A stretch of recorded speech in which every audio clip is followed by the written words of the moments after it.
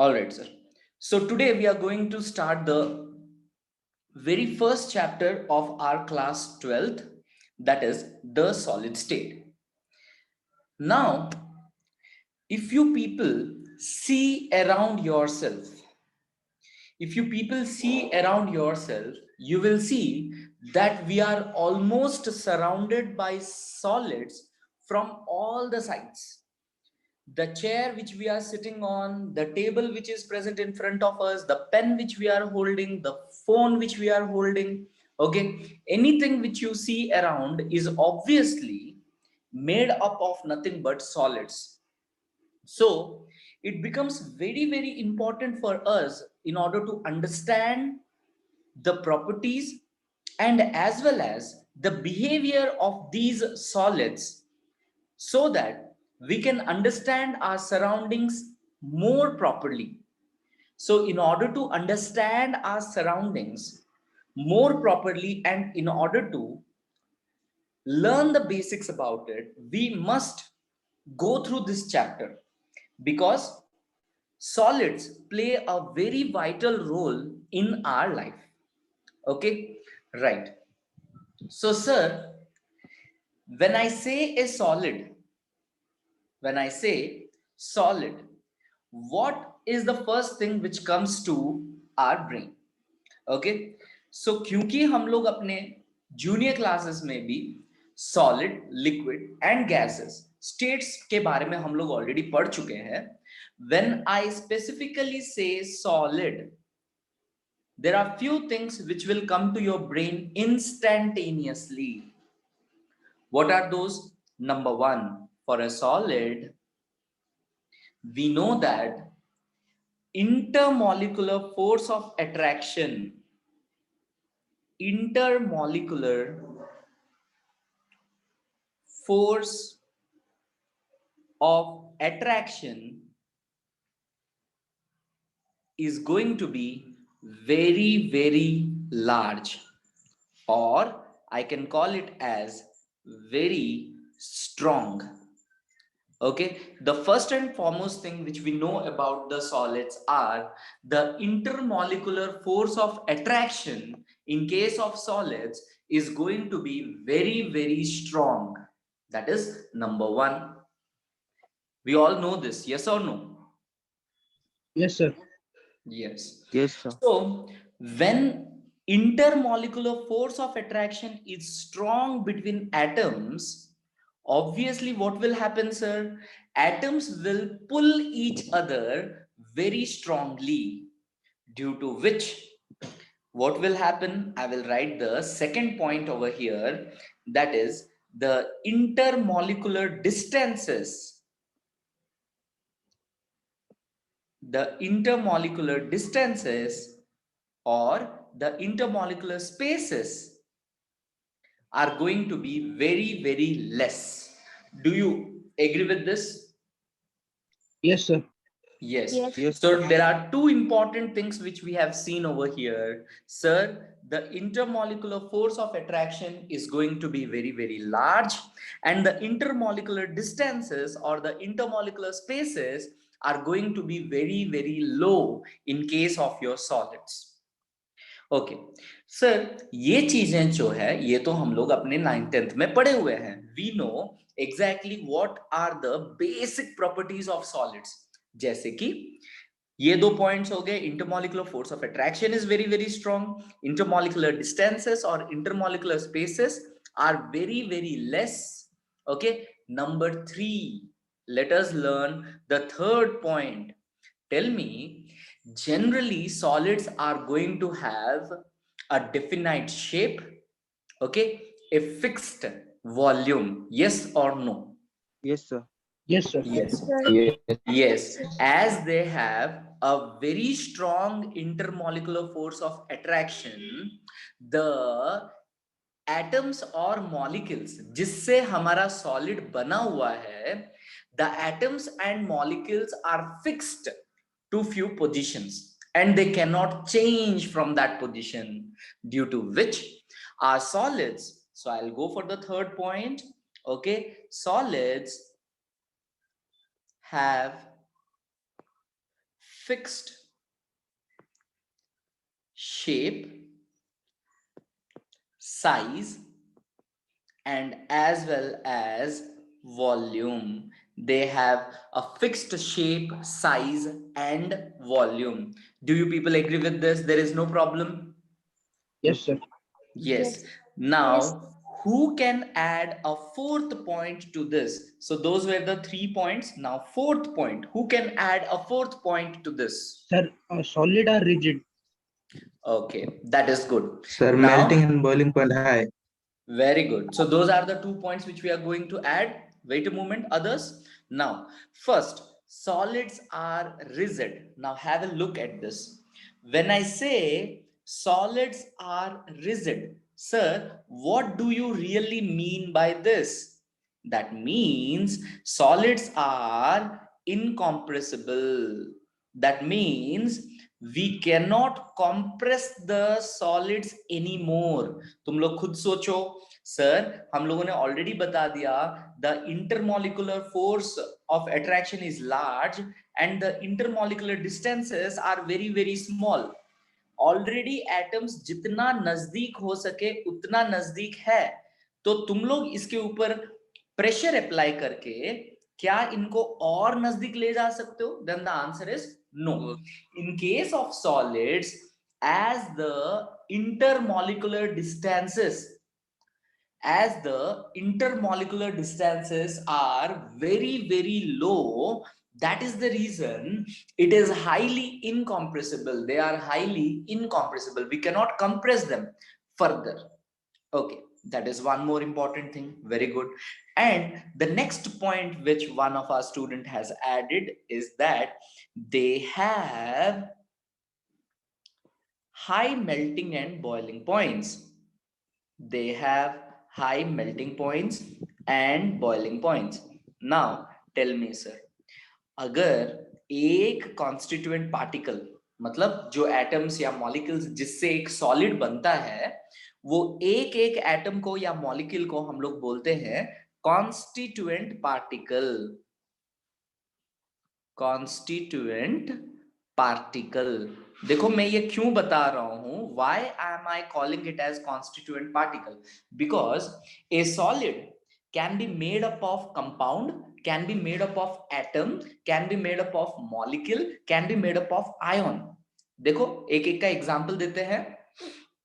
Solid just made up of your atom, like sodium metal का solid.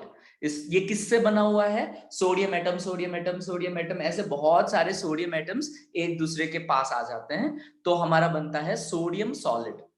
तो ये था जिसमें कॉन्स्टिट्यूएंट पार्टिकल मेरा क्या था? कॉन्स्टिट्यूएंट पार्टिकल एटम था.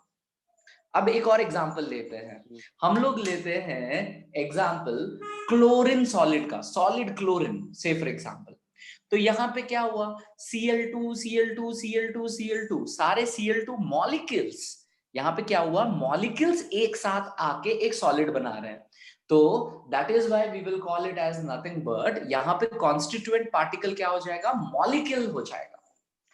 एंड इन द सेम वे अगर मैं कैल्शियम कार्बोनेट का सॉलिड देखता हूं तो यहां पे CaCO3 is a compound.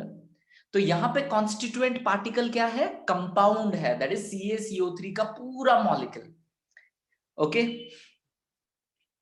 In this way, okay, when we are trying to say what are the solids made up of, तो मैं exactly ions नहीं बोल सकता, मैं exactly atoms नहीं बोल सकता, मैं exactly molecules नहीं बोल सकता या compounds नहीं बोल सकता. ये चारों में से किसी भी चीज का solid बन सकता है. That is why we call them as constituent particles. We call them as what? Constituent particles. So these constituent particles can be atoms, can be molecules, can be compounds, can be ions. जैसे sodium chloride solid, NaCl solid, ये किस चीज से बना हुआ है? Na plus ion and Cl minus ion से बना हुआ है. Right? So is there any problem with this? क्या बोला मैंने, समझ में आया आप लोगों को? Yes, sir. Yes, sir. Yes, sir. Yes, sir. Okay, right. So what we are saying is from now onwards solid का सबसे छोटा पार्ट को हम लोग अभी what are they made up of बोलने से हम लोग बोलेंगे constituent particles. They are made up of the constituent particles. All right. So now what will happen is, as the constituent particles in a solid are having very strong attraction force among themselves, as they are having a very strong attraction force among themselves, that is why it becomes very difficult in order to melt them or in order to boil them. मतलब तुम जब इनको heat देते हो, इन atoms को एक दूसरे से दूर ले जाने के लिए तुम्हें बहुत ज्यादा एनर्जी स्पेंड करना पड़ेगा. That is why we are saying that the solids have very high melting and boiling point as compared to your liquids and as well as your gases. Is that clear? Yes, sir. Yes, sir. Yes, sir. Okay, right, very good. Now, one more thing which we can talk about here is this. Sir, as solids are very closely packed to one another, sir, as solids are very closely packed to one another, generally solids have higher density. Do you agree with this? Generally solids have higher density as compared to your liquids and gases. Density का मतलब क्या होता है, चलिए समझते हैं हम लोग. राइट, हमें पता है density is equals to mass divided by volume. तो एक इतना सा वॉल्यूम लेते हैं. हम लोगों को पता है कि यहाँ पे सॉलिड्स कैसे एग्जिस्ट करेंगे. देखो तो सॉलिड्स सब एक दूसरे के नजदीक नजदीक नजदीक नजदीक एग्जिस्ट करते हैं. तो इतना ही वॉल्यूम में से फॉर एग्जांपल 20 मॉलिक्यूल्स आ गए, तो 20 मॉलिक्यूल्स का मास divided by volume v. But अगर वही में एक लिक्विड ले लेता हूं, तो लिक्विड लेने से क्या होगा, the atoms will be far apart from one another. तो ऑब्वियसली 20 से तो लेस नंबर ऑफ एटम्स ही आएंगे यहाँ पे. तो ऑब्वियस है कि यहाँ पे मास भी क्या होगा, कम होगा. तो ऑब्वियस है तुम्हारा डेंसिटी भी क्या हो जाएगा, कम हो जाएगा.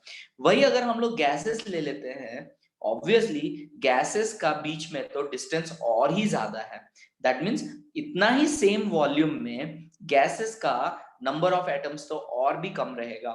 सो that is why what we are saying is, we are saying that generally our solids have large densities, they have high density as compared to your liquids or gases. I hope you people have understood this. Now sir, okay हम लोग ये तो समझ गए कि solid का basic behaviour क्या होता है, बट सर हम लोग बहुत कीन है ये समझने के लिए, सर सॉलिड्स कितने टाइप के हो सकते हैं. तो मैं बता दूं तुम लोगों को, solids can be broadly classified. Solids can be broadly classified, very broadly हम लोग इसे क्लासिफाई कर सकते हैं into two important types. Okay, correct. Into two important types. One is your crystalline solid, and another one is your amorphous solid.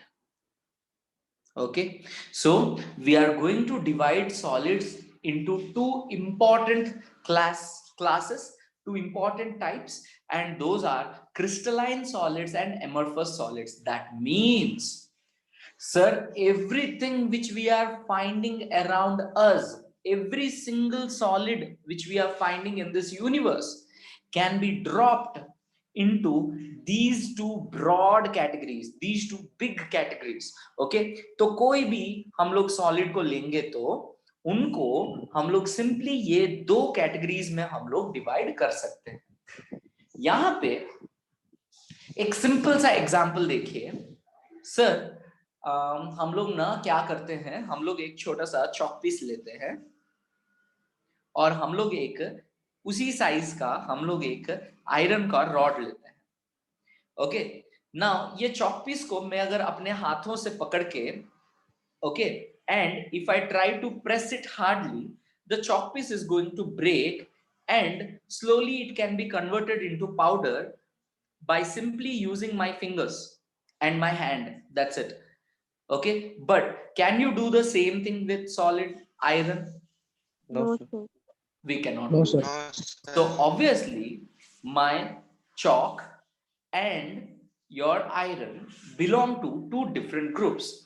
Here, the chalk belongs to your amorphous group, whereas your iron belongs to your crystalline group. Now, sir, ये crystalline और amorphous जो हम लोगों को दिख रहा है, sir हम लोग ना एक काम करते हैं, इनको और डीपली पढ़ते हैं, हम लोग पूरा बेसिक से समझते हैं कि सर क्रिस्टलाइन एग्जैक्टली है क्या, उसका बिहेवियर ओके क्या होगा, उसका प्रॉपर्टीज क्या होंगे.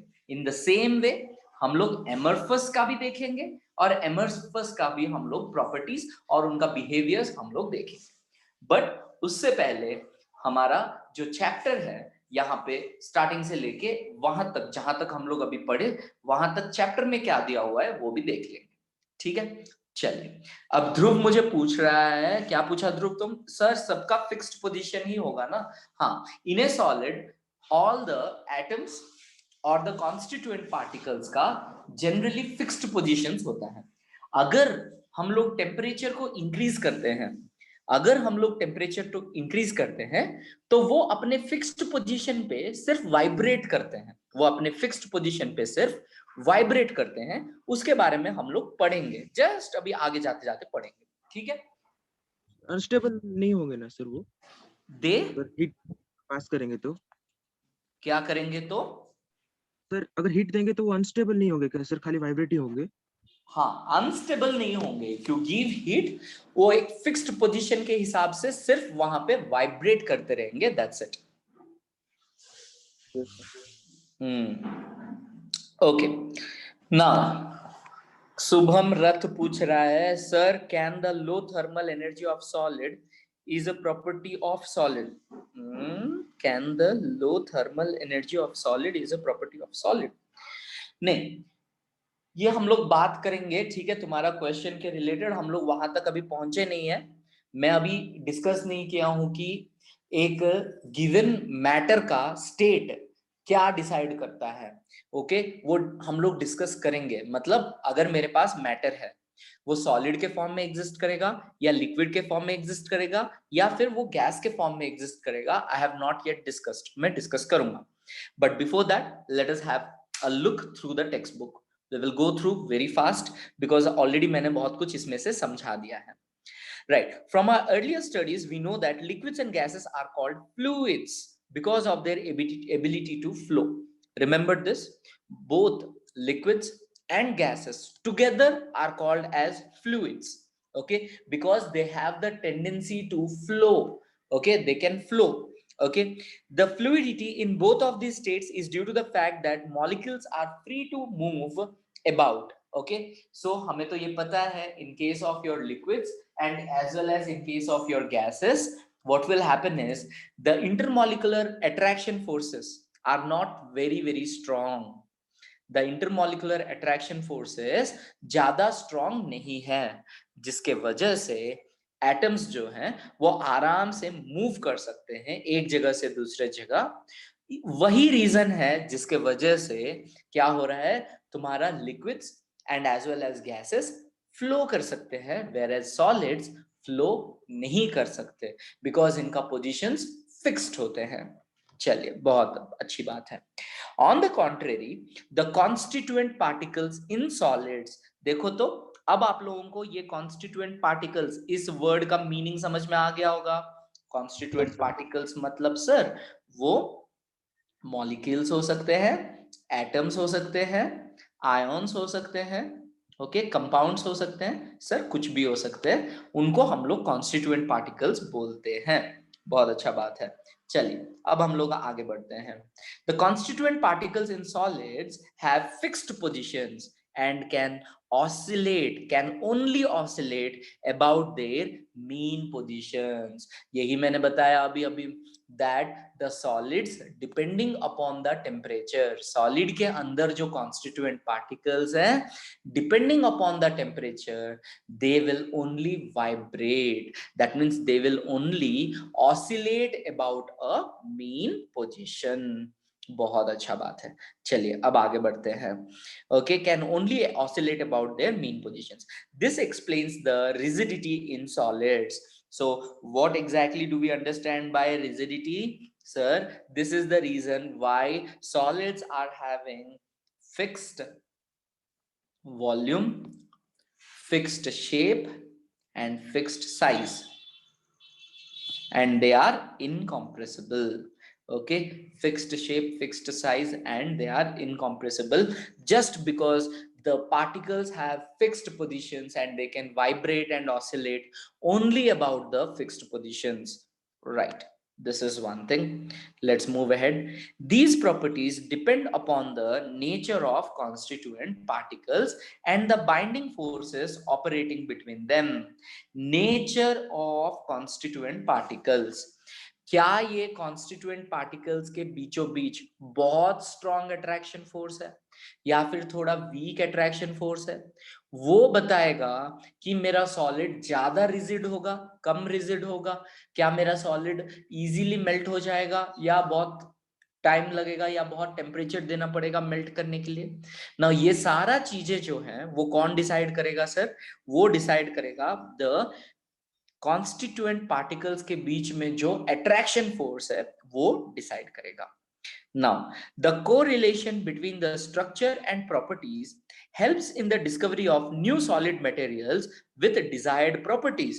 अब ध्यान से देखो सर, हम लोग ये सॉलिड स्टेट को इतना एक बड़ा चैप्टर बना के क्यों पढ़ना चाहते हैं? Say for example, one of you want to build a spaceship. Future में आप लोग में से कोई एक स्पेसशिप बनाना चाहता है जो कि सन के नजदीक ले जाना चाहते हो। ओके, देन तुम श्योरली जानते हो कि सन के नजदीक अगर जाना है दैट मीन्स मुझे एक ऐसा मेटल या मुझे एक ऐसा सॉलिड बनाना पड़ेगा, मुझे एक ऐसा सॉलिड बनाना पड़ेगा जो कि बहुत बहुत हाई मेल्टिंग पॉइंट का होगा एंड लो कंडक्टिविटी का होगा। मतलब थर्मल कंडक्टिविटी उसका बहुत कम होना चाहिए और उसका मेल्टिंग पॉइंट बहुत ही हाई होना चाहिए। तो ऐसा मटेरियल बनाने के लिए, ऐसा एलॉय बनाने के लिए सॉलिड्स का बेसिक प्रॉपर्टीज जानना बहुत जरूरी है, राइट? तो क्या हम लोग 2 से 3 सॉलिड्स को मिला के एक नया सॉलिड बना सकते हैं कि नहीं, ये सारा चीजें हम लोगों को जानना जरूरी है। That is why study of this particular chapter becomes very much important in order to understand the properties of solids. Alright, now have a look. For example, carbon nanotubes are new materials that have potential to provide materials that are tougher than steel. Think about this.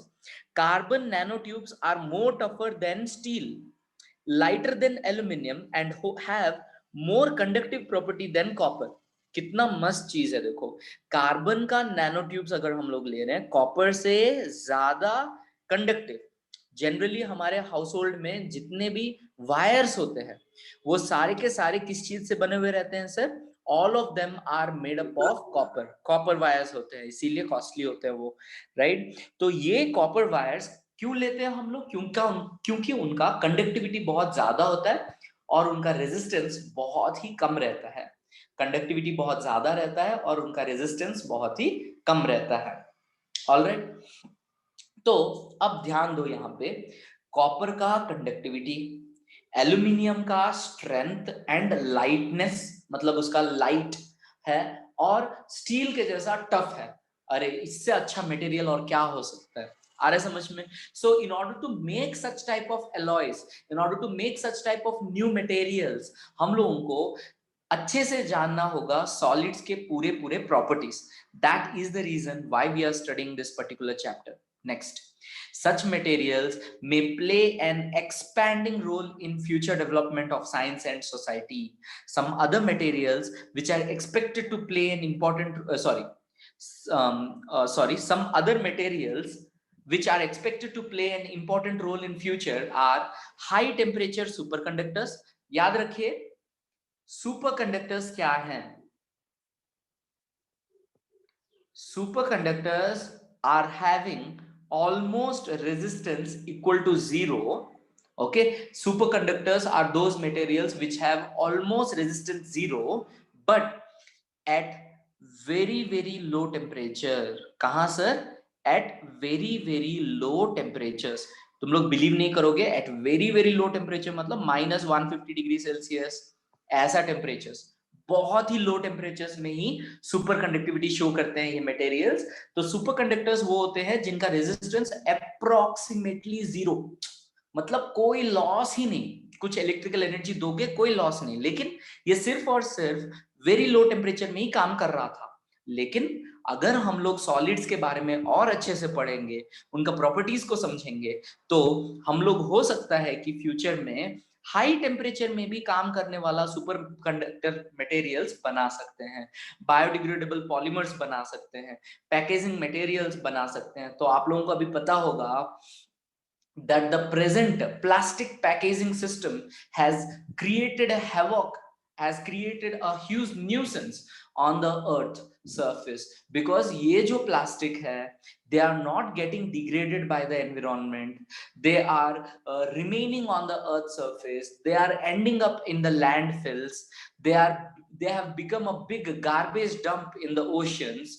तो ये बहुत ही बड़ा problem है। तो हम लोग अगर solids को प्रॉपर्ली पढ़ते हैं, maybe there is a possibility that what will happen sir, maybe there is a possibility that we can make new solids which are biodegradable, अगर हम लोग सॉलिड का सारे प्रॉपर्टीज को अच्छे से समझेंगे तो। Okay right, next, biocompliant solids for surgical implants.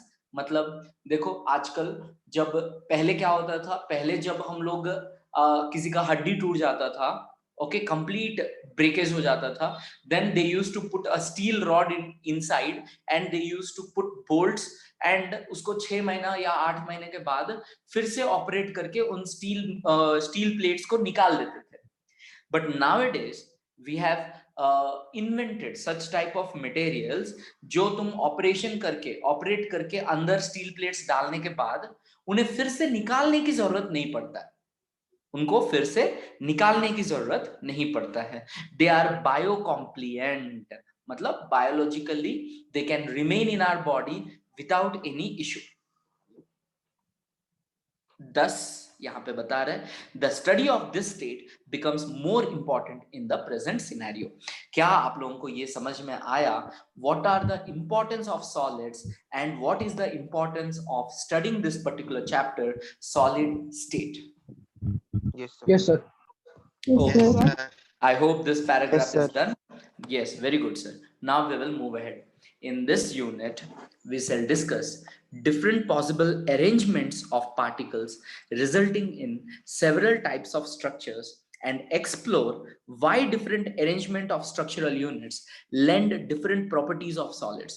मतलब यहीं पे हम लोगों को ये बता दे रहा है that sir सॉलिड्स का बेसिक क्लासिफिकेशन जो हम लोग क्रिस्टलाइन या एमॉर्फस करके कर रहे हैं, उन दोनों के बीच में the most important difference is in their arrangement. ये याद रखना, कॉन्स्टिट्यूएंट पार्टिकल्स का अरेंजमेंट सबसे बड़ा फैक्टर है उनका प्रॉपर्टीज को डिसाइड करने के लिए। क्या डिसाइड करने के लिए? इनका प्रॉपर्टीज को डिसाइड करने के लिए। आई होप आप लोगों को समझ में आ रहा है। The most important thing is the arrangement of the constituent particles in the solids. Now we will also learn how these properties get modified due to the structural imperfections or by the presence of impurities in minute amounts। चलिए अब हम लोग एक काम करते हैं, अब हम लोग कुछ बेसिक्स समझते हैं। यहाँ पे देखो, now have a look sir, say for example मैं क्या करता हूं, कॉन्स्टिट्यूएंट पार्टिकल्स को ऐसे अरेंज करता हूं, एक दूसरे के एकदम पास में, और एक रेगुलर पैटर्न में अरेंज कर देता हूं आराम से। जैसे 4 पार्टिकल्स, उसके नीचे 3 पार्टिकल, उसके नीचे फिर से 4 पार्टिकल्स, उसके नीचे फिर से 3 पार्टिकल, उसके नीचे फिर से 4 पार्टिकल्स, एंड उसके नीचे फिर से 3 पार्टिकल, और लास्ट में इसके नीचे फिर से 4 पार्टिकल्स। ये एक टाइप ऑफ अरेंजमेंट है। और एक ऐसा अरेंजमेंट कॉन्स्टिट्यूएंट पार्टिकल्स का हम लोग सोचते हैं जहां पे एक पार्टिकल है, दूसरा पार्टिकल है, गैप है, तीसरा पार्टिकल है, यहाँ नीचे सिर्फ एक पार्टिकल है और यहाँ गैप में एक पार्टिकल है, यहाँ पे एक दो पार्टिकल्स हैं, यहाँ पे एक दो तीन पार्टिकल्स हैं, यहाँ पे एक दो तीन पार्टिकल है और यहाँ पे एक दो तीन पार्टिकल है और यहाँ पे एक दो तीन पार्टिकल है, इन दिस वे। तो देखिए sir, if you see the first arrangement, you will see that there is a regular pattern in arrangement. 4 constituent particles, 3 constituent particles, 4 3 4 3 4 3 4 3 continue हो रहा है और ये एक लॉन्ग रेंज तक है। ओके, लॉन्ग रेंज ऑर्डर है, बहुत दूर तक ये कंटिन्यू हो रहा है। बट अगर आप लोग लेफ्ट में देखेंगे तो लेफ्ट में आप लोग गौर करेंगे that there is no regular pattern, कोई स्पेसिफिक अरेंजमेंट नहीं है, 2 एटम्स 3 एटम्स 4 एटम्स, ऐसा कोई अरेंजमेंट नहीं है, रैंडमली अरेंज्ड है, बीच में बहुत सारे गैप्स हैं, राइट। तो हम लोग इन दोनों को क्यों बता रहे हैं? So now I am trying to explain you the basic difference between your crystalline solids and your amorphous solids. Okay, so when I go to crystalline and when I understand amorphous, let us see basic difference. अभी सबसे पहले मैंने बता दिया क्या है वो sir. in case of crystalline solid there is a regular pattern. Okay, there is a regular pattern of arrangement and there is a long range order. Okay, that means ये जो पैटर्न है एक लॉन्ग रेंज तक वो valid है, मतलब बहुत दूर दूर तक, बहुत सारे लेयर्स तक ये जो पैटर्न है वो हमें दिख रहा है। Whereas in case of your amorphous, no regular pattern and short range order. अगर कहीं पे वो अगर रिपीट हो भी जा रहा है तो वो बहुत ही शॉर्ट रेंज के लिए रिपीट हो रहा है, right. So for crystalline solids there will be a regular pattern and there will be a long range order, whereas in case of your amorphous there is no regular pattern and there is a very short range order even if though we find it. अब बाकी properties crystalline और amorphous का समझने के लिए हम लोग क्या करेंगे, इन दोनों सॉलिड्स को हम लोग स्ट्रांगली हीट कर देंगे in the presence of a Bunsen burner flame. इन दोनों सॉलिड्स को हम लोग हीट कर देंगे in the presence of a Bunsen burner flame. क्या सबको समझ में आ रहा है ना मैं क्या बोल रहा हूं? Yes, sir. Yes, sir. Yes. Yes, sir. Yes, sir. बहुत ध्यान से सब लोग सुनेंगे sir, right. So now what I am trying to do is I am trying to heat both the solids. तो चलिए, तो सबसे पहला चीज मुझे बताइए sir, heating of something that means we are giving heat energy, हम लोग एनर्जी ट्रांसफर कर रहे हैं। जब भी हम लोग कोई चीज को हीट करते हैं दैट मीन्स हम लोग उसके अंदर एनर्जी को ट्रांसफर करते हैं, हम लोग उसे हीट एनर्जी देते हैं। सो जब भी कोई चीज को हम लोग अगर एनर्जी देते हैं then that particular atom or the particle or the constituent particle will start vibrating or will start moving. ये हम लोगों को पता है, ध्यान दीजिए। से तुम्हारे टेबल के ऊपर एक पेन रखा हुआ है और तुमने क्या किया, इस पेन को जोर से मारा तो ये पेन क्या करता है, it starts moving with some velocity v up to some time. In the same way मेरे पास यहाँ पे बहुत सारे पार्टिकल्स हैं और इन पार्टिकल्स को मैं क्या कर रहा हूं, हीट कर रहा हूं। तो देखो सर, ध्यान से देखो आप लोग, हीट करने से सबसे पहले क्या होगा, देखो सबसे पहले जो एटम्स एकदम बॉटम में प्रेजेंट है वो लोग एनर्जी को एक्सेप्ट करेंगे। वो लोग एनर्जी को एक्सेप्ट करने से ये लोग क्या करेंगे, देखो तो अपना इमीडिएट ऊपर में जो एटम्स हैं उनको ये लोग एनर्जी ट्रांसफर कर देंगे और ये जो जस्ट ऊपर में है वो लोग क्या करेंगे, अपने ऊपर जो एटम्स हैं उनको एनर्जी ट्रांसफर करेंगे और ये लोग जो हैं उनके ऊपर। तो इस तरह से सारे के सारे एटम्स क्या करेंगे, धीरे धीरे अपने मीन पोजीशन के अकॉर्डिंग वाइब्रेट करना स्टार्ट करेंगे। ओके, अपने मीन पोजीशन के अलोंग वाइब्रेट करना स्टार्ट करेंगे, अप एंड डाउन ये वाइब्रेट करते रहेंगे। वो एक दूसरे से दूर नहीं जा सकते हैं, क्योंकि देखो तो यहाँ पे एक एटम है, यहाँ पे एक एटम है, ये एटम जैसे ही ऊपर गया, ओके ध्यान दो, ओके ये एटम जैसे ही ऊपर गया, ओके इमीडिएटली ये एटम इसको इधर पुल करेगा, अपने तरफ पुल करेगा, ओके एंड ये एटम भी अपने तरफ पुल करेगा, राइट। तो जिसके वजह से वो थोड़ा ऊपर चला जाएगा तो वापस उसको नीचे खींच देते हैं, जो साइड वाले एटम्स या मॉलिक्यूल्स होते हैं, राइट। दैट इज व्हाई इसमें क्या होता है, एक मीन पोजीशन के अलोंग ये लोग ऊपर नीचे होते रहेंगे, okay now have a look.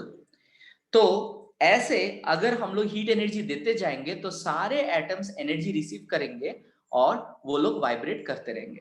तो क्रिस्टलाइन सॉलिड में क्या होता है, देखो सर, जैसे ही तुम हीट एनर्जी देते हो, every atom is trying to transfer the heat energy to the next atom, to the next atom, to the next atom like this। तो जिसके वजह से क्या होगा, जब वाइब्रेट करेंगे तो सारे के सारे एटम्स एक ही साथ वाइब्रेट करेंगे और एक ही पेस के साथ, एक ही स्पीड के साथ वाइब्रेट करेंगे, और सबके सब अगर लिक्विड फेज में चले जाएंगे तो वो एक ही साथ लिक्विड फेज में जाएंगे। इसका मतलब क्या है, इसका मतलब है sir, your crystalline solids have sharp melting point। What do your crystalline solids have? Sharp melting point। That means तुम उसको हीट करते रहो exactly at 90 डिग्री सेल्सियस से, फॉर एग्जांपल सारे के सारे एटम्स कन्वर्ट हो जाएंगे, पूरा का पूरा सॉलिड कन्वर्ट हो जाएगा लिक्विड फेज में। बट एमरफस सॉलिड में देखिए क्या हो रहा है, ये एटम इसको एनर्जी ट्रांसफर किया, ये इसको ट्रांसफर किया, लेकिन ये एटम देखो यहाँ पे कोई एटम नहीं है, जस्ट इमीडिएट ऊपर में कोई एटम नहीं है जिसको वो एनर्जी ट्रांसफर करे। तो क्या होगा, जब तक ये एटम और ये एटम धीरे धीरे वाइब्रेट कर रहे हैं, से फॉर एग्जांपल ये दोनों एटम 2 जूल एनर्जी रिसीव किया था, जिसने कि आगे वाले एटम को 1 जूल दे दिया, तो ये कितना एनर्जी के साथ वाइब्रेट कर रहा है, ओनली 1 जूल एनर्जी के साथ वाइब्रेट कर रहा है। एट द सेम टाइम इस एटम को अगर देखोगे, इसने 1 जूल किसी को ट्रांसफर किया नहीं है, तो ये कितना अमाउंट ऑफ एनर्जी के साथ वाइब्रेट करता होगा, 2 जूल एनर्जी के साथ वाइब्रेट करता होगा। मतलब जब तक ये लोग धीरे धीरे वाइब्रेट करते रहेंगे, ये बहुत ज्यादा वाइब्रेट करके ऑलरेडी लिक्विड फेज में चला जाएगा। इसका मतलब क्या है, इसका मतलब ये है that amorphous solids are going to have a range of melting point.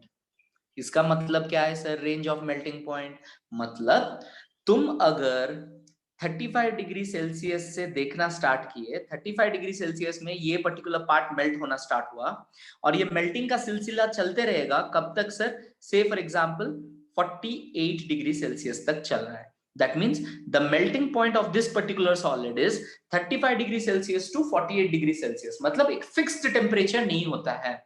In case of your what do we say, in case of your crystalline solid, there will be a fixed temperature। That means at 15 degree Celsius वो melt हो जाएगा, मतलब at 15 degree Celsius पूरा का पूरा solid melt हो जाएगा। But in case of your amorphous solid एक रेंज ऑफ मेल्टिंग पॉइंट रहता है। दैट मींस वहां पे कोई फिक्स्ड वैल्यू नहीं रहता है, there will be a range of melting point. That means एक पर्टिकुलर डिग्री सेल्सियस से इतना डिग्री सेल्सियस, इतना के बीच में कभी भी वो मेल्ट हो सकता है। मतलब एक से फॉर एग्जांपल 15 डिग्री सेल्सियस से मेल्टिंग स्टार्ट हुआ, ओके, फ्रॉम 15 20 डिग्री सेल्सियस जाते जाते पूरा का पूरा सॉलिड मेल्ट हुआ, तो the range of melting point is 15 degree Celsius to 20 degree Celsius। There is no fixed melting point in that case। क्या ये बात समझ में आया? Yes, sir. Yes, sir. Okay, Yes, sir. Yes, sir. very good। Yes, sir. Next, okay, very good sir।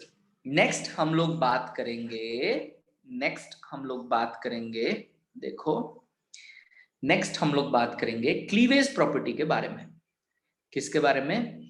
Cleavage property. What is the meaning of this cleavage property? इसको नाम से याद रखना बहुत इंपॉर्टेंट है।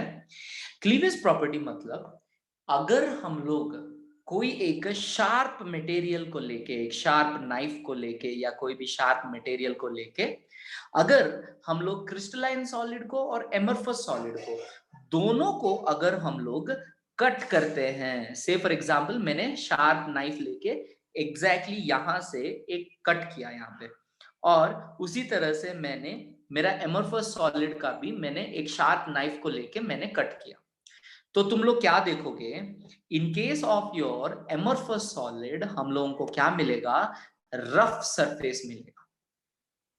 ओके, बिकॉज एटम्स जो हैं वो कंटिन्यूअसली अरेंज्ड नहीं है, यहाँ पे अरेंजमेंट जो है एक प्रॉपर रेंज में नहीं है, एक प्रॉपर पैटर्न में नहीं है।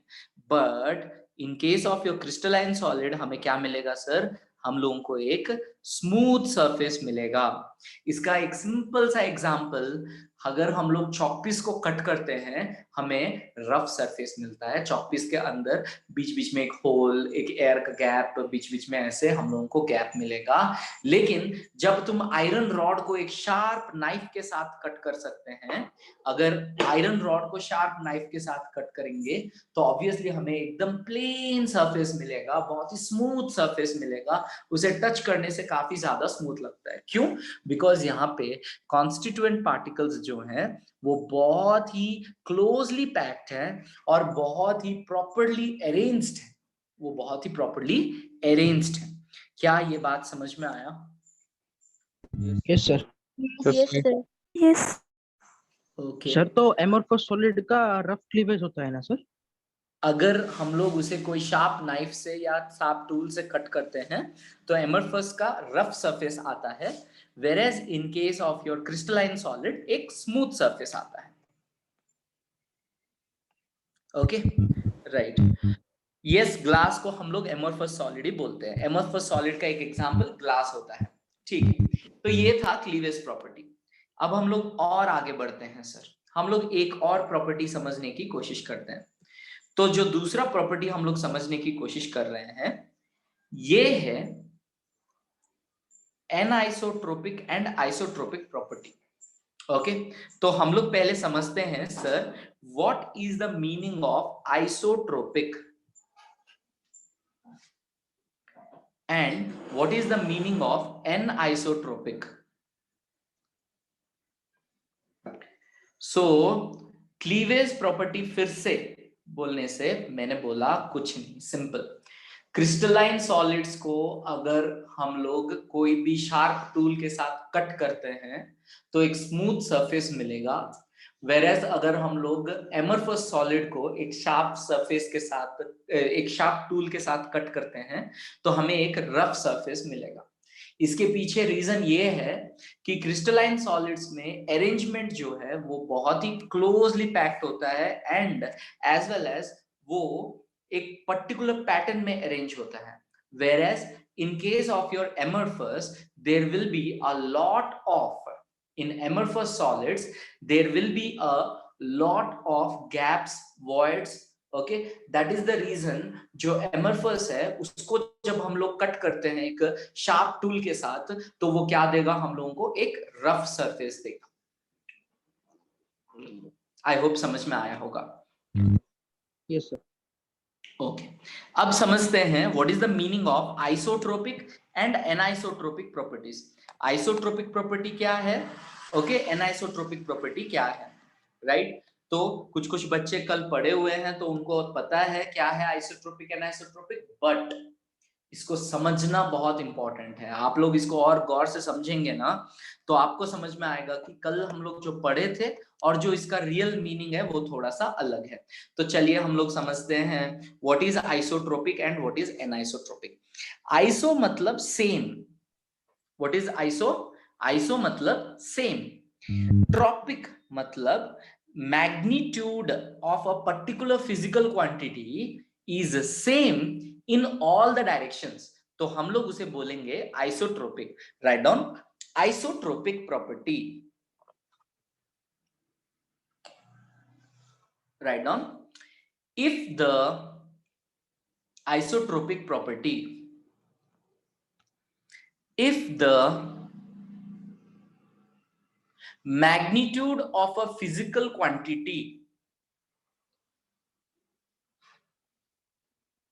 if the magnitude of a physical quantity is same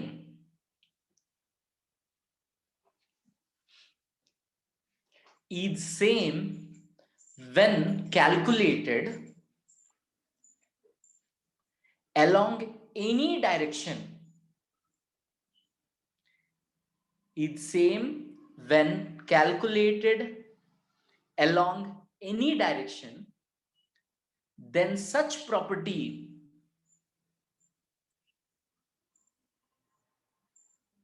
is called to be isotropic. Then such property is called to be isotropic. Anisotropic का मीनिंग क्या हो गया तो फिर यहां से? Sir different physical property and different direction. Different physical property नहीं, different magnitude of the physical property as we change in direction. Yes, sir. Okay right. तो अब हम लोग इसको और अच्छे से समझते हैं. ध्यान दीजिए, एकदम ध्यान दीजिए.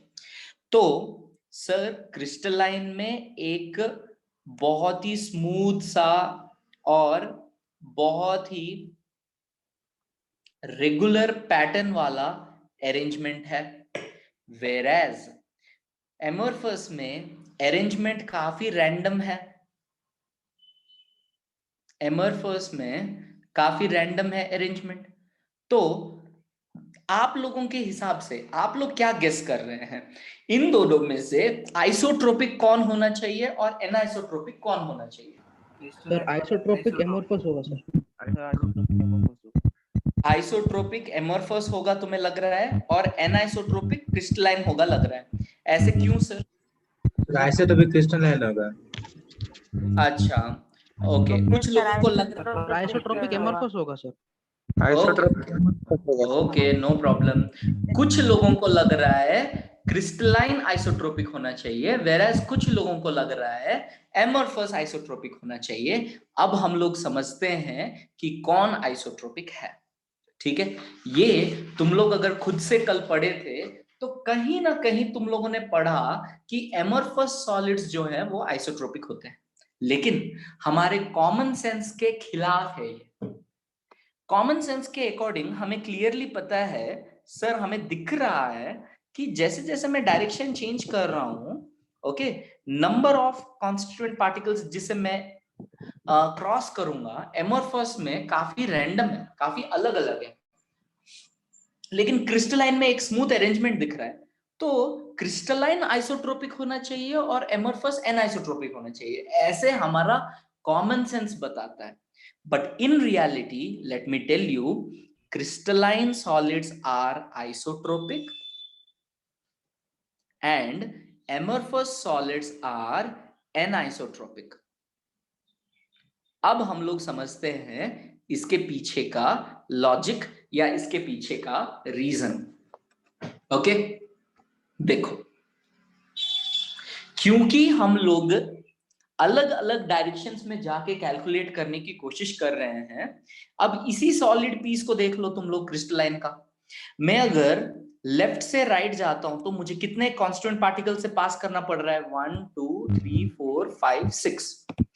अगर मैं टॉप टू बॉटम जा रहा हूं तो कितने?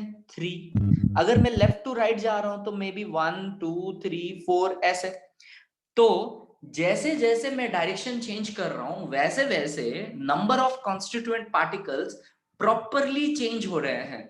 मतलब पक्का है कि number of particles are changing with the change in direction, because there is a fixed pattern and there is a fixed arrangement in case of your crystalline. But वही सेम चीज अगर आप लोग एमोर्फस में देखेंगे, अरेंजमेंट रैंडम है. हमें नहीं पता है कि लेफ्ट से राइट जाने से कितने आएंगे, टॉप टू बॉटम जाने से कितने आएंगे, या मैं कोई और डायरेक्शन में मैं मूव करूंगा तो कितने कॉन्स्टिट्यूएंट पार्टिकल्स पास करेंगे, हमें नहीं पता है. बट अगर हम लोग देखेंगे on an average amorphous solids में left to right, top to bottom, back to front, जिधर भी तुम जाओ, डायगोनली टॉप टू बॉटम जाओ, on an average same number of atoms मिलते हैं, बट तुम्हारा क्रिस्टलाइन सॉलिड में वो पक्का चेंज होता है जब लेफ्ट टू राइट जाते हो, टॉप टू बॉटम जाते हो, क्योंकि यहाँ पे रेगुलर अरेंजमेंट है। अरेंजमेंट के प्रेजेंस के वजह से यहाँ पे पक्का है कि चेंज होगा, और यहाँ पे क्योंकि अरेंजमेंट नहीं है इसीलिए on an average her direction में सेम आएगा। क्या आप लोगों को अब समझ में आया क्यों क्रिस्टलाइन आइसोट्रोपिक है और क्यों मेरा एमोर्फस एनाइसोट्रोपिक है? Yes, sir. ए सॉरी, Yes, मैंने sir. उल्टा बोल दिया, सॉरी सॉरी। क्यों क्रिस्टलाइन एनाइसोट्रोपिक है और क्यों एमोर्फस आइसोट्रोपिक है? मैंने एरो सही लगाया था बट मैंने बोलना गलत बता दिया। Okay sorry. यस, तो क्या आप लोगों को अब समझ में आ रहा है क्यों क्रिस्टलाइन एनाइसोट्रोपिक है और क्यों एमोर्फस आइसोट्रोपिक है? एमोर्फस में देखो, फिर से बता रहा हूं, ध्यान से सुनिए। Sir, in case of your amorphous as we change the direction, क्योंकि यहाँ पे रैंडम अरेंजमेंट्स हुए हैं, कोई भी डायरेक्शन में मैं जाऊंगा ऑन एन एवरेज मुझे सेम नंबर ऑफ एलिमेंट्स मिलेंगे या कॉन्स्टिट्यूएंट पार्टिकल्स मिलेंगे। But in case of your crystalline solid, जैसे जैसे मैं डायरेक्शंस को चेंज करूंगा वैसे वैसे कॉन्स्टिट्यूएंट पार्टिकल्स चेंज हो जाएंगे। दैट इज द रीजन तुम्हारा क्रिस्टलाइन एनाइसोट्रोपिक होता है एंड एमोर्फस आइसोट्रोपिक होता है। क्या ये समझ में आया? Yes. Yes, sir. Yes.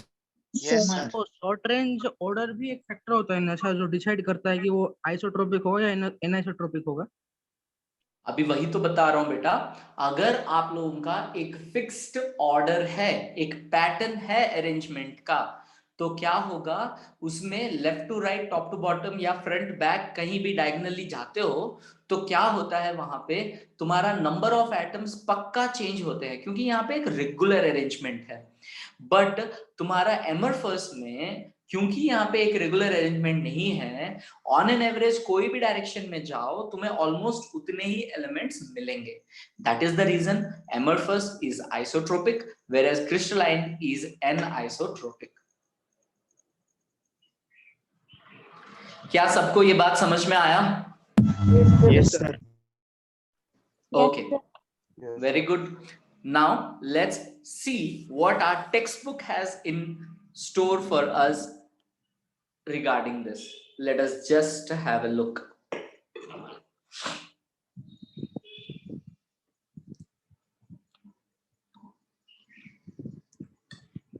So here they have given us general characteristics of solids, okay, जो कि हम लोग ऑलरेडी डिस्कस कर चुके हैं। जनरल कैरेक्टरिस्टिक में क्या क्या डिस्कस कर चुके हैं, थोड़ा सा ध्यान देंगे तो आपको समझ में आएगा कि जनरल कैरेक्टरिस्टिक्स में हम लोग बता चुके हैं, they have definite shape, size, volume, intermolecular distances are short, intermolecular forces are strong, their constituent particles are having fixed positions and they can only vibrate about their fixed positions, and they are highly incompressible because of which we told that they are rigid। ये चीज हो चुका है, हम लोग ये explain कर चुके हैं। एंड देन अब हमारा क्रिस्टलाइन एंड एमोर्फस सॉलिड्स के बारे में मैंने एक बहुत ही थोरो मींस रीडिंग करवाया है, राइट। तो मैं बताया कि क्रिस्टलाइन में तुम लोगों का एक प्रॉपर अरेंजमेंट होता है, whereas in case of your amorphous there is no regular and proper arrangement। Okay, तो ये सब कुछ जो हम लोग पढ़े, अभी एक और पॉइंट मैं ऐड कर देता हूं उसमें। क्रिस्टलाइन सॉलिड्स को हम लोग प्योर सॉलिड्स या ट्रू सॉलिड्स बोल सकते हैं, whereas in case of your amorphous हम लोग उनको बोलते हैं स्यूडो सॉलिड्स। क्या बोलते हैं? Pseudo. Pseudo means false. Pseudo solids बोलते हैं फॉर योर एमोर्फस। समझते हैं ऐसे क्यों बोलते हैं। we know that fluids have the tendency to flow। तो देखिए आप लोग, अगर हम लोगों के पास एक नया बस किसी ने खरीदा है और नया बस में हम लोग बैठ के जा रहे हैं, तो तुम देखोगे कोई भी विंडो का आवाज नहीं आता है। ओके, गाड़ी जब स्मूथली ड्राइव होते रहता है तो तुम्हें कोई भी आवाज नहीं आएगा ना। वही बस से फॉर एग्जाम्पल एक 2 years 3 years पुराना होने के बाद विंडोज जो हैं वो शेक होना स्टार्ट कर देते हैं ना। Why is that? बिकॉज तुम्हारा जो ग्लास पेन्स लगे हुए हैं विंडो में, इनिशियल में उसका विड्थ ऊपर और नीचे सेम था, बट जैसे जैसे 2 साल हो जाता है तो क्या होता है sir, atoms and molecules amorphous के केस में ऊपर से नीचे एटम्स ग्रेविटी के वजह से धीरे धीरे फ्लो करने लगते हैं, जिसके वजह से वो टैपरिंग हो जाता है। दैट मीन्स ऊपर में कम लेंथ बच जाता है और नीचे विड्थ काफी ज्यादा हो जाता है, राइट? जिसके वजह से तुम्हारे ग्रूव में जब ये फंसा हुआ है तो ये ऐसे ऐसे शेक होने लगता है, तुम्हारे बस में जो है ये ऐसे ऐसे शेक होने लगता है। तो ये आप लोग ओल्ड बिल्डिंग्स में, कोई पुराना बिल्डिंग हवेली में जाओगे तो उसका विंडो पेन को अगर तुम लोग टच करके देखोगे तो ऊपर में वो काफी पतला होगा, नीचे आते आते वो काफी मोटा हो जाता है। ये क्यों? Because glasses have a tendency to flow, and this tendency is called as this tendency makes amorphous solid a pseudo solid, and crystalline solid में ये tendency नहीं होता है, इसीलिए उन्हें हम लोग बोलते हैं true solid। क्या ये बात समझ में आया? Yes. Yes sir. Okay. Next sir वो हम लोग ग्लास, बोलो। सर वो ग्लास भी तो सेम प्रॉपर्टी शो करता है ना सर? वो कौन सा सेम प्रॉपर्टी? सर ग्लास वो जो नीचे से मोटा हो जाता है कुछ दिन बाद। हाँ, प्रॉपर्टी सेम रहता है, सिर्फ एटम्स ऊपर से नीचे फ्लो करके आ गए हैं, प्रॉपर्टी में कोई चेंज नहीं आएगा, बिकॉज एटम्स चेंज नहीं हुए हैं, एटम्स बस ऊपर से नीचे आए हैं, property will remain the same. Sir वो ग्रेविटी के वजह से होता है ना सर? ग्रेविटी के वजह से and as well as intermolecular force of attraction के वजह से। एक कॉन्स्टिट्यूएंट पार्टिकल का दूसरे कॉन्स्टिट्यूएंट पार्टिकल के बीच में जो अट्रैक्शन होता है उसके वजह से भी होता है। देखो तुम ध्यान से देखो, ऊपर में ऐसे ऐसे पार्टिकल हैं, नीचे ना यहाँ पे गैप है और नीचे यहाँ पे ऐसे पार्टिकल है, तो क्या करेगा ये कॉन्स्टिट्यूएंट पार्टिकल, ये पार्टिकल, ये सब इस पार्टिकल को नीचे की तरफ खींचते रहेंगे, तो धीरे धीरे ये पार्टिकल क्या करेगा, अपने आप को रिप्लेस करके यहाँ नीचे आ जाएगा। उसी तरह से ये पार्टिकल का यहाँ पे अगर गैप है तो ये इसको इधर पुल करेगा, ये इसको इधर पुल करेगा, तो धीरे धीरे ये क्या करेगा, नीचे आ जाएगा। तो gravity and as well as the intermolecular force of attraction makes these particles to come down. Okay, आज के लिए last, heat of fusion. Heat of fusion बोलने से the amount of heat that has to be given to a solid in order to completely melt it into a liquid. तो crystalline solid में ना हम लोग एग्जैक्ट हीट ऑफ फ्यूजन बता सकते हैं, मतलब एक fixed value of enthalpy of fusion या हीट ऑफ फ्यूजन हम लोग बता सकते हैं, but in case of your amorphous solid एक फिक्स्ड वैल्यू नहीं बता सकते। मतलब जैसे फॉर एग्जांपल मेरे पास एक क्रिस्टलाइन सॉलिड है, तो मैं बोल सकता हूं कि अरे इसको 50 फ्यूजन थोड़ा बोल दीजिए सर फिर से। बता रहा हूं रे, एक्सप्लेन ही तो कर रहा हूं। मतलब इसका मीनिंग क्या है, से फॉर एग्जांपल मेरे पास एक सॉलिड है, इसको अगर exactly 50 kilo joule of heat दे दिए, heat of fusion means that is the amount of heat required in order to melt a given solid completely। Okay, एक गिवन सॉलिड को कंप्लीटली मेल्ट करने के लिए जो हीट का जरूरत है उसी को हम लोग बोलते हैं हीट ऑफ फ्यूजन। अरे पिछला साल क्या थर्मोडायनेमिक्स में यही तो पढ़े सर हम लोग, हीट ऑफ फ्यूजन पढ़े थे कि नहीं? It is the enthalpy associated और the energy associated in order to melt 1 mole of a given solid completely into liquid। याद आ रहा है? Yes sir. Yes.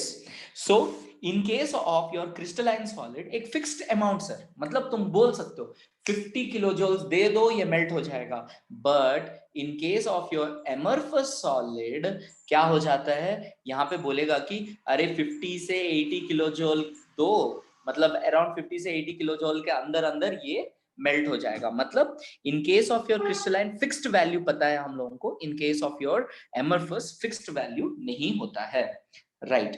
So now I want you people, sir वो बोलो। जो नहीं होगा क्या सर टेम्परेचर का? जो फिर से बोलो, सर वो एवरेज, फिर से वो बोलो। एमरफस सॉलिड को एवरेज एनर्जी खाली 50 से 88 से कुछ एवरेज।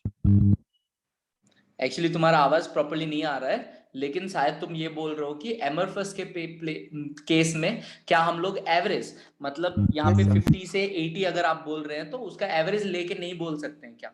एक्चुअली एवरेज हम लोग बोल सकते हैं, लेकिन हम लोग गारंटी नहीं दे सकते हैं कि वो पूरा पूरी मेल्ट हो जाएगा। एवरेज वैल्यू देने के बाद भी थोड़ा थोड़ा सॉलिड बच जा सकता है, तो इसीलिए हम लोग वहां पे एक फिक्स्ड वैल्यू नहीं बोलते हैं। Whereas in case of your crystalline solid एक फिक्स्ड वैल्यू हम लोग बोल सकते हैं। Okay sir. तो आप लोगों को मैंने यहां तक बता दिया sir, that is differences between the crystalline and amorphous solids. Now I want you people to read till here properly, make notes out of it.